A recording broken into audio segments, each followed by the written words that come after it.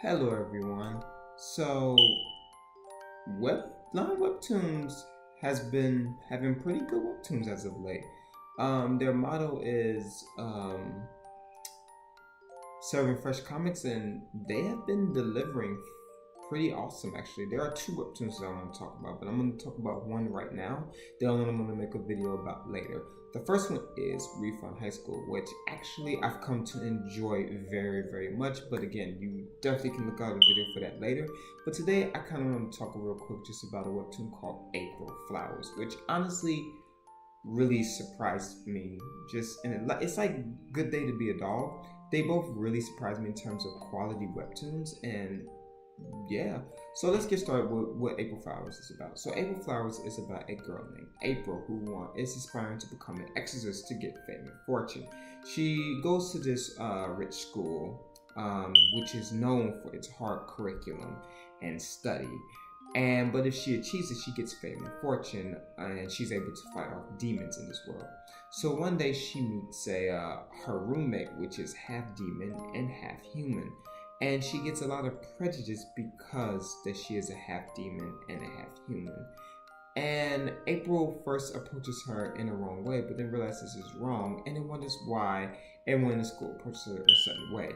And this is the story about these two girls' life and how they're going to survive in the school. What I really am a sucker for in these webtoons is these underlying themes, because I guess I have lived personally in like these dark themes that I really just like when they're portrayed, because as much as we think that they're prevalent and they're known, they're not. And so this theme about prejudice and social hierarchy is very prevalent in April Flowers, and how it's communicated, which I'm going to get to in a little bit, is actually really strong, and it fits the webtoon just right. One thing that really surprised me just was the overall feel of April's Flowers. It doesn't take itself super seriously, but at the same time, it takes itself really funny, and also it has a thing of making fun of itself, which again is certain things that I'm going to get to just in a little bit.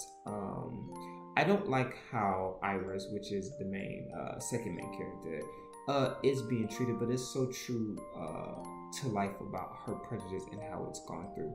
People often judge and accuse things that they don't understand, and she is obviously no exception for this, even though she is a human and a demon at the same time. I also kind of like the fact that at the end of the day, they're still high school girls, and the webtoon really executes the fact that they are high school girls. And while you see April has a crush on probably one of the Elite 10, which is another aspect of this webtoon that I wasn't expecting. So, well, you understand, I come from the just off of hypeness of Shokugeki no Soma. So anything that says Elite anything, I'm like pretty much I'm down for, and we committed. And so I kind of like the Elite team just because they add this new facet of hierarchy, and they add this new personality that I think the webtoon really needs and is benefiting gratefully off of. But yeah, so let's talk about the Elite team and why do I find that they're so important in the webtoon. So the Elite team is basically the strongest classes of exorcists in their school. Exorcists are broken down. If you've watched All No Exorcist, an anime, this kind of makes sense. So the exorcists are broken down into several classes. April wanted to get into the archer class because of one of the guys from the Elite 10, and she really digs him, and he kind of digs her too. A little hint on that part. But instead of going into the archer class, because her magic is actually abnormally strong, which is something that I'm excited for too, she gets placed into the Reaver class, which is probably the second highest class that she could probably get into, if not the highest class. April has shown extreme latent abilities, and her mana is probably the strongest in that entire school, as she took an elite attack hit and it didn't do anything to her, and people were pretty scared. I was too, but I was hyped. And the reason why the elite team is, I feel it's really prevalent. It's just because, you know, they each have their own ideology about, you know, about the school and how it should be run, etc., etc. And so just these clashing ideologies with the existing ideologies of the student body, it's going to be pretty interesting to watch. So I think the author did a really good job in executing hierarchy and these underlying things, racism, prejudice, and the like, in such a unique and fun way. So the last thing that I just want to talk about is the art style, because I know, before you click off, just hear me out real quick.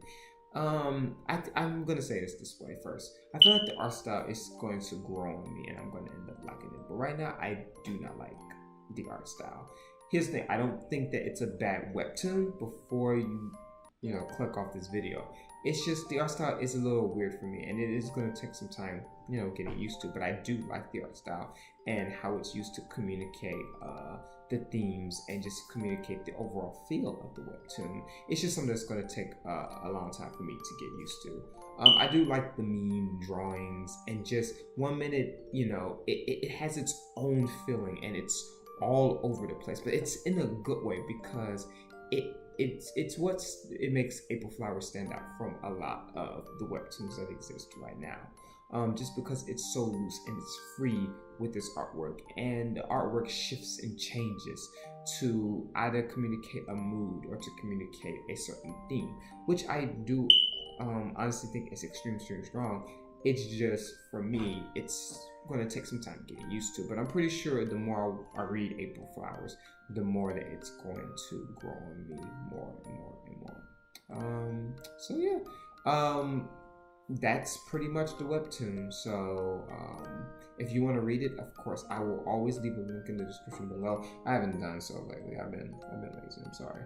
But also, when you're reading the webtoon, make sure you leave that heart for the author, because that it helps them out a lot, especially up in the coming webtoons such as, you know, this amazing webtoon. You know, the author needs all of your support.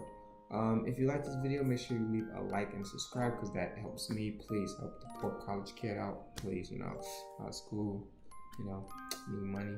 No, I'm just kidding. I don't monetize my videos. But all joking aside, with that being said, I hope you enjoyed the video, and hopefully I'll see you in the next video.